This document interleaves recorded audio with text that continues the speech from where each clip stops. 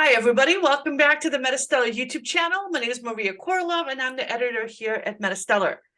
And I'm going to talk to you about the #1 best-selling free speculative fiction book on Amazon today, which is a box set of epic fantasy filled with orcs and mages. But before we get to that, we have 9 other books to talk about. Because every single Friday, the team here at MetaStellar reads the first few chapters of every book on Amazon's top 10 list. Today, I was helped out by marketing assistant Lilibet Dominguez-Torres and community members Sophie GORJANCE and Tina Bertovsky and Alex KOROLOV. And Sophie is here with us today. Hi, Sophie. Well, hi. I don't know which way you are. I don't know. All right, the link to the article with the full text of the reviews, as well as links to all the books, is in the description box below, as is the contact information in case you want to reach me. For those who are new, MetaStellar is an online magazine of speculative fiction. All the content is always free to our readers. We publish original short fiction, reprints, excerpts, essays, and lots of book reviews. We're able to do this thanks to our Patreon supporters. We love you guys. We have our first anthology is out, and the second one is coming out within the following month. So check that out. It's on sale today. The electronic version is only 99 cents. Normally it's $10, so pick that up. In case you missed it, me talking about this last week, we are now the second most popular science fiction and fantasy magazine online. So that is like awesome. Super excited. All right, let's get to the books because we're going to try to be a little quick this time instead of spending hours and hours on each one of these. All right, let's make that a little bit bigger for you guys so you can see it. This is the book, Dying Sun, the second book in the Xenoarchaeology Space Exploration series. So I decided to read the first book in the series instead, which is available in Kindle Unlimited, so I didn't have to pay any money for it. Kindle Unlimited, if you don't know, is where you pay $12 a month and you read all the books you want. It's kind of like the Netflix of books. And a lot of books are in it. Usually, whenever I've checked, the majority of books on the bestseller lists have been in Kindle Unlimited, and that includes both the free and the paid, and the best, and the big publishers and everything else. Okay, so this book is about Captain Marin. Starts out with Captain Marin, who is aboard a battleship called the Vanguard. He's arrived at an alien planet that's supposed to be a lifeless rock, but surprise, surprise, it's not all that empty. And he's got a scientist on board who demands a security team so he can land on the surface and investigate some alien ruins that are going to be there. Then before we find out what they saw, we switch to another system where an archaeology professor is assigned to lead an expedition to the same planet because the Vanguard has gone missing 2 weeks ago and nobody's heard from them. So this is an interesting plot. The pace is pretty snappy, and I might well finish the book this weekend. The only problem I have with this book is that the author likes the word smirk too much.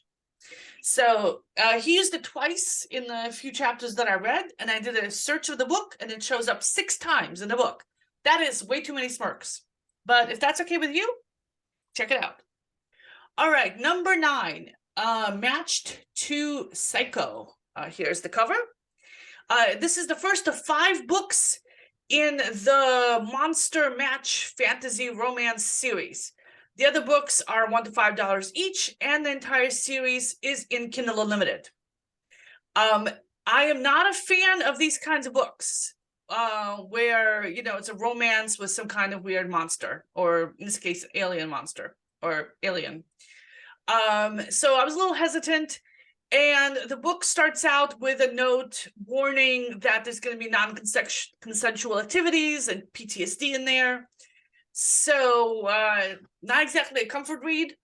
It starts out with Vivienne, who joins an intergalactic dating app because it's one of her company's requirements.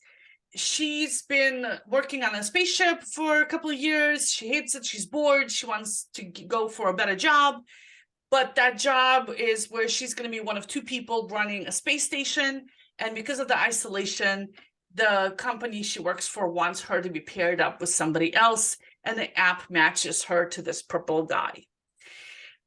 So instead of staying at her boring job or going back home to her overcrowded planet, she decides to take the match and take the new job. And her plan is to stay as far away from the guy as she can. She's really not interested in like giant purple aliens. So, but you know, things happen. They have a little meet cute. We actually get the point of view of Xycho, the alien, as well. And he actually seems like a nice guy. And I found myself liking him and her. She's kind of a tough, you know, kind of woman who doesn't take any guff from anybody. So this book is shaping up to be like a fun, sexy bit of fluff, if you like that kind of thing. All right, next we have number 8 on our list, Erasing Time by C.J. Hill, the first in a 2-book time travel romance series. The sequel is just under $3, and both are available in Kindle Unlimited. Time travel romance, not my usual cup of tea. And in this particular case, this is a young adult romance in a dystopian future that reminds me less of Outlander. It's not that kind of time travel, because the teenage girls can go in the future, but they can't go back again. It's more like Hunger Games or Divergent. That's the kind of sense that I got.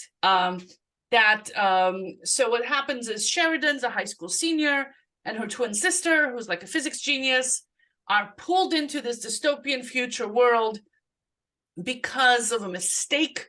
The future people are actually trying to get some other physicist guy who has a similar name, and their machine misfires. And Sheridan meets a guy who's translating for them called Echo, and she thinks he's cute, and he promises to protect her, and you know where this is going to go. And they're probably going to escape from this dystopian society somehow. But anyway, if you like this kind of thing and the teenage drama in the dystopian futures, which I don't, but a lot of people do, check it out. It's definitely an interesting twist on the genre.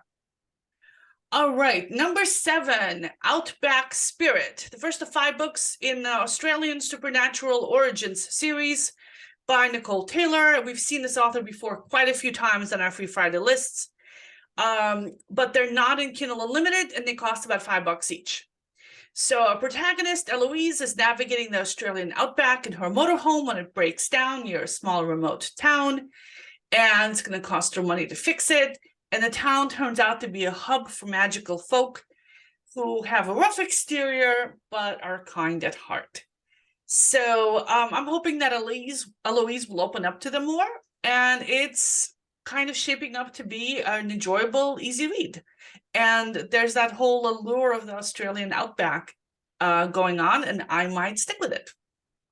All right, next, we have a book that, let's see, N.T. Narbutovsky read, and Sophie is going to tell us about. Great.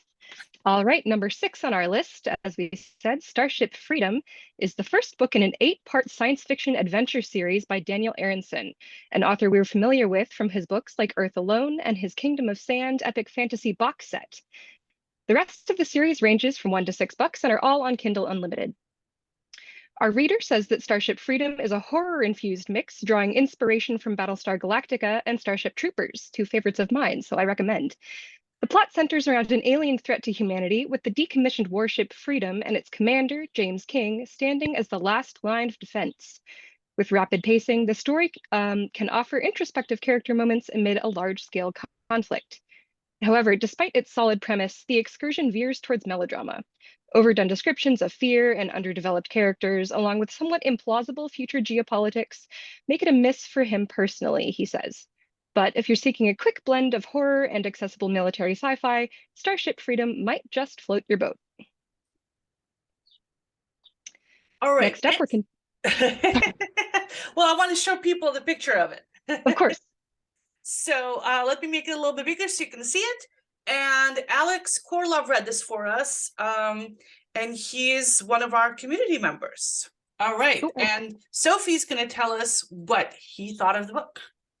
I don't think your picture switched, FYI. Oh, it didn't. Did it? There it goes. Yes. Karin Cloak.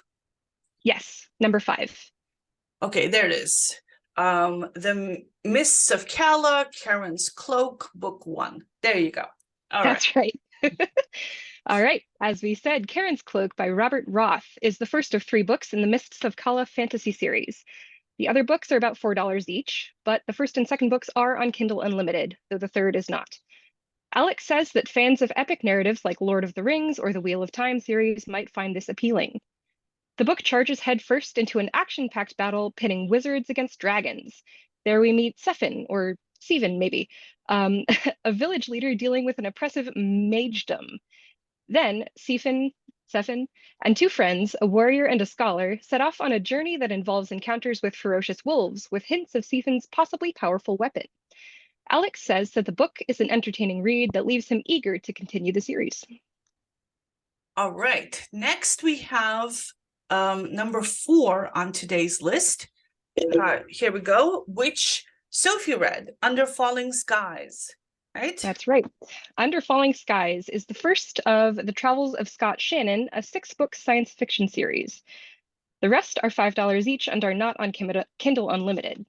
The book starts with 16-year-old Scout who, along with her 2 dogs, travels between cities on a colonized planet, delivering messages and packages. The narrative unfolds briskly and engagingly as Scout and a mysterious woman named Warrior cross paths and face the frequent coronal mass ejections that threaten their world. I recommend this book to anyone who enjoys space adventures, sensible characters, and dogs, seeing it as an appealing prospect to return to after finishing my current read. All right. Next, we have a book that I started reading. Let me make that bigger for you guys so you can see it. There we go. Genesis Code by Eliza Green. The first of 8 books in the Genesis series. The other books are $4 to $6 each, but they're not in Kindle Unlimited. So it's set in the future where Earth is governed by a repressive corporation called World Government, and hard-boiled investigator Bill Taggart is off in space somewhere looking for an alien race called the Indigenes, who are supposed to be criminals, who may also have kidnapped his wife. And this guy is like one of those anti-heroes. He's bad at corporate politics, he's judgmental, he takes pills so he doesn't have to sleep.